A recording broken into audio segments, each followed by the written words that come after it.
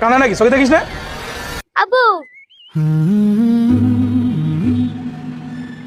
Sorry ভাই, আসলে ভুলটা আমারই ছিল, তাড়াহুড়োই আপনার ফোনটা পড়ে গিয়েছে, ক্ষমা করবেন ভাই।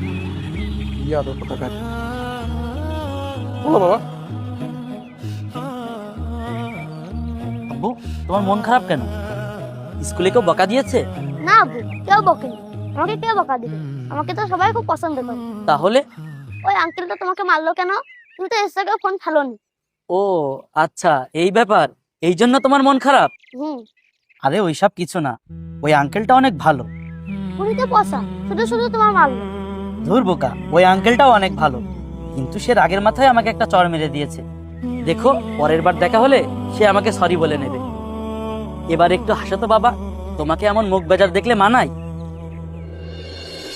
দেখুন শান সাহেব, আপনার ছেলের ব্যাপারে প্রতিদিন আমার কাছে কমপ্লেন আসে।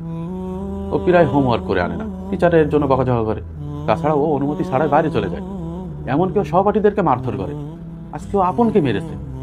আপন খুবই নম্রভদ্র একটা ছেলে। আমরা আপনার ছেলেকে অনেকবার বোঝানোর পরও সে আমাকে সরি বলেনি, উল্টো রাগ দেখাচ্ছে। আমার মাথায় এটা ঘুরপাক খাচ্ছে যে ওকে পারিবারিকভাবে কোনো আচরণই শেখানো হয়নি। আমরা সিদ্ধান্ত নিয়েছি, আপনার ছেলে যদি আপনার কাছে সরি না বলে আর এমন আচরণ যদি আবার করতে থাকে, তাহলে আমরা তাকে স্কুলে আর রাখতে পারবো না। এটাই আমাদের চূড়ান্ত সিদ্ধান্ত ভাই। স্যার স্যার দয়া করে এমনটা করবেন না।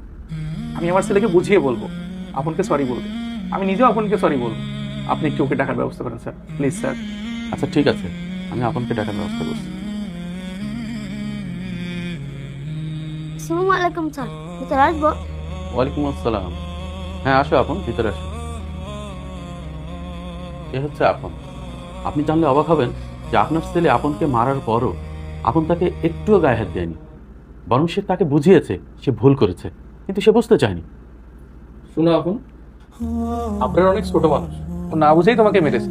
তুমি কিছু মনে করো না, কেমন বাবা? না না, ভালো আঙ্কেল, আমি কিছু মনে করিনি। হ্যালো আঙ্কেল, তুমি কি আমাকে চিনো? হ্যাঁ, আমি আপনাকে চিনি। আপনি না সেই আঙ্কেল যে অল্পতে রেগে যায়? আপনি তো আমার আব্বুকে চড় মেরেছিলেন।